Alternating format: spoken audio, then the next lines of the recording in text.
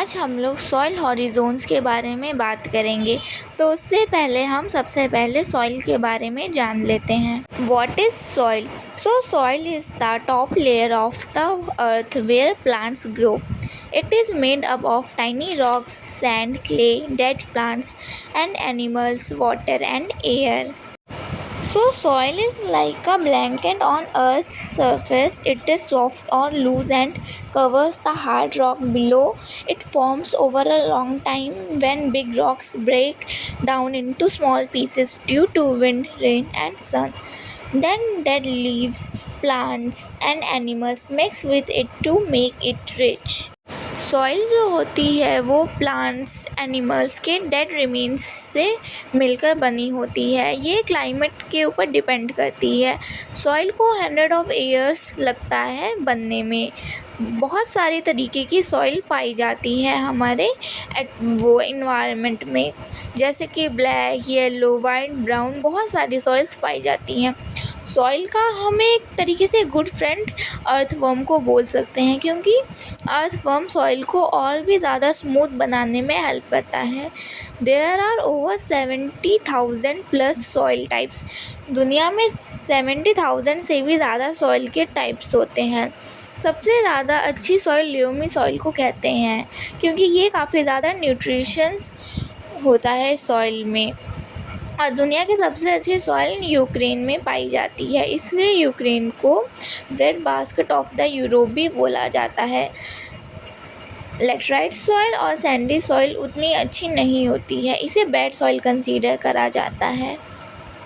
जो प्लांट्स होते हैं वो सॉइल पर इसलिए ग्रो करते हैं क्योंकि जो सॉइल होती है वो वाटर को होल्ड करके रखती है, प्लस उसमें बहुत सारे न्यूट्रिएंट्स होते हैं जो कि प्लांट्स का फूड रहते हैं और प्लांट्स को उनकी नीड रहती है।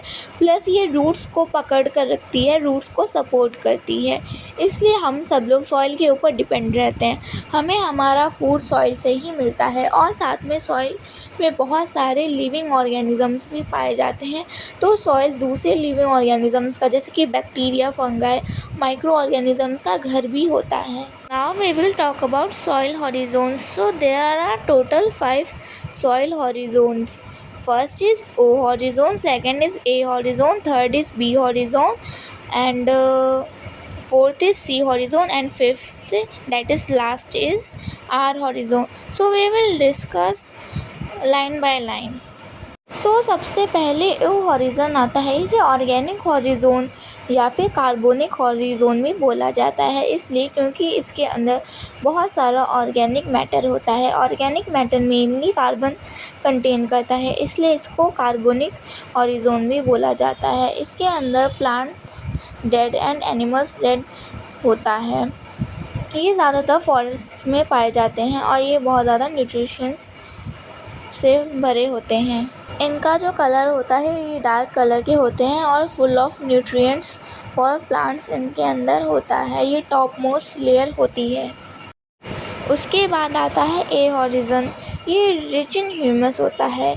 इसको ऑल्सो रूट जोन भी बोला जाता है, क्योंकि इसी पार्ट में जो भी प्लांट्स की रूट आती हैं वो इसी पार्ट में आती हैं। इसको zone of intense biological activities भी बोला जाता है, इसलिए क्योंकि इसके अंदर बहुत सारे अमाउंट में micro organisms, insects and worms रहते हैं।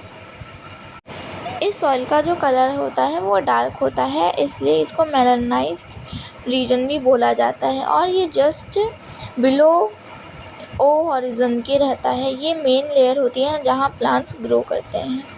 इसके बाद आता है बी हॉरिज़न, जो कि ए के नीचे रहता है। ये उतनी ज़्यादा प्रोडक्टिव नहीं रहती जितना ए रहता है। इसका कलर भी डार्क होता है और इसके जो मिनरल्स होते हैं उसमें जैसे कि क्ले होता है और कुछ ऑर्गेनिक कंपाउंड होता है। ये ज़्यादातर जैसे कि 3 ऑक्सीजन प्लस 2 कंपाउंड के साथ रहता है, जैसे कि जो क्ले है वो Al2O3 रहता है, तो ऑक्सीजन 3 के साथ कोई ना कोई 2 कंपाउंड रहेगा। इसके बाद आता है सी हॉरिज़न। ये ज़्यादातर मेड ऑफ ब्रोकन रॉक्स से होता है, इसमें ह्यूमन्स नहीं होता और ये बिगनिंग ऑफ सॉइल फॉर्मेशन होता है। ये उतनी प्रोडक्टिव नहीं होती है। इसके बाद लास्टली आर हॉरिज़न भी आता है। ये बेड रॉक होता है। इसमें ज़्यादातर बैड रॉक होती है और इसमें कोई भी एक्टिविटी जैसे कि प्लांट ग्रो ये सब नहीं होता था, क्योंकि ये बैड रॉक होती है, इसमें सिर्फ और सिर्फ रॉक होता है।